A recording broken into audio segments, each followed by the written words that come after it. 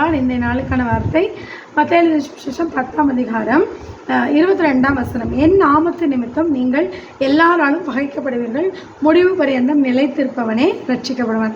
நம்மளை பகைக்கிறாங்கன்னு நினச்சி நம்ம என்ன பண்ணக்கூடாது, ஆச்சரியப்படக்கூடாது.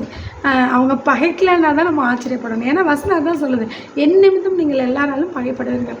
யார் வேணாலும் நம்மளுக்கு நல்லா பேசிட்டு இருக்கிறவங்க கூட திடீர்னு நம்மளை என்ன பண்ணுவாங்க, பகையாளியை போல் நடத்துவாங்க, பகைங்கராக எண்ணுவாங்க.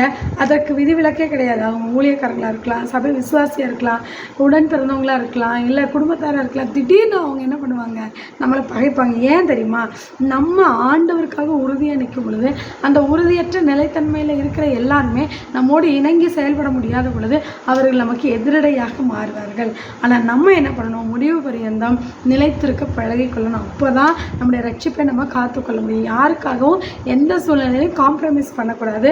தேவனுக்காக வைராக்கியமாக நிற்கணும். அப்பொழுது கர்த்தர் நம்மை ரட்சிப்பார். ஆமென். God bless you.